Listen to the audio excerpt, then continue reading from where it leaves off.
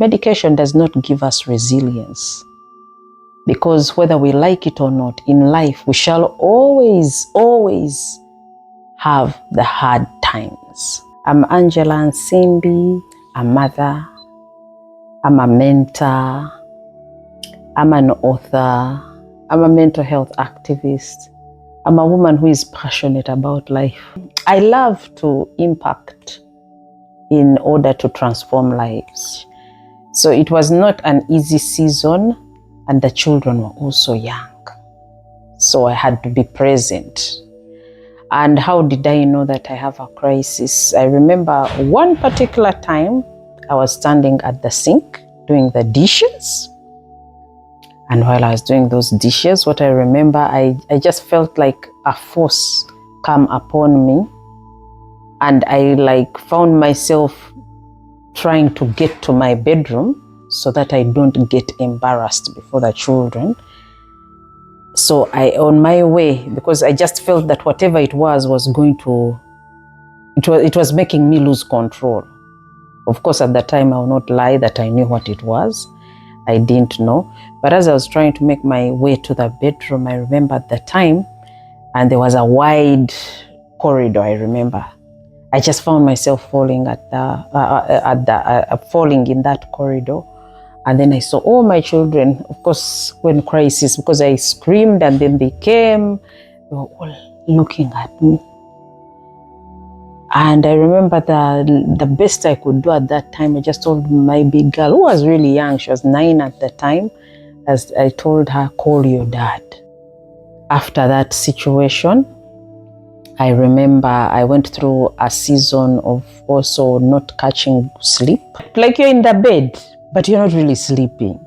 And then finally it gets to 6 a.m. and I have not been sleeping. Then there was another incident when I also carried the baby at the time.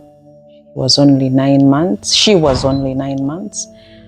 On my back, I was feeling afraid.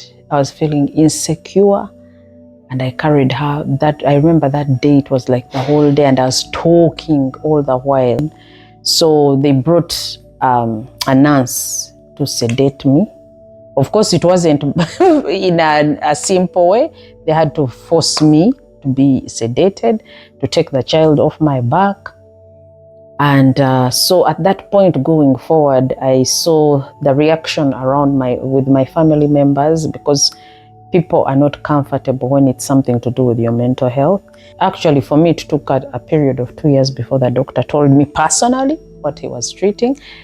But when he told me, that's when he explained that it is bipolar affective disorder. And I remember him telling me, this is something you live with for the rest of your life.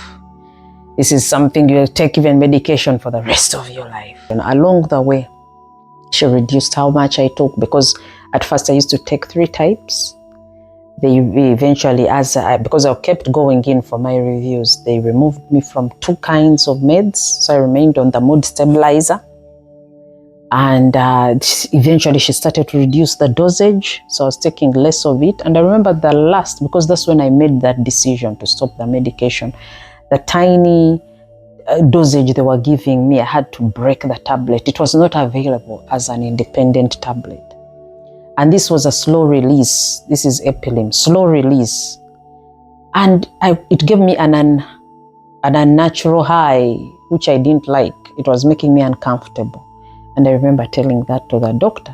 So I eventually realized, but can't I manage my mental health outside medication? Medication does not give us resilience, because whether we like it or not, in life we shall always have the hard times. I remember telling the doctor that your medicine doesn't teach me those things. And that's the gap with medication. Whether you're a Christian or you're not a Christian, hard times come. Whether you speak positive all the way, the season of hard times is there. The key thing is, how do you live your life? You get resilience when you learn to meditate on what is good, what is noble, and what is true. Because what is important, know who you are. I have learned to make sure I'm in spaces that add value to me. I have learned to also invest in myself. Because even though it means paying money, if it means I sell my books so that I'm able to invest in a training, I will do that. So that I'm better than before. So that at the end of the day, when I'm before people, like peers, now like you young people, I should be bringing something nice to the table to add value to community. And when I say know who you are, I actually mean in Christ. Know who you are in Christ. What is God saying about you?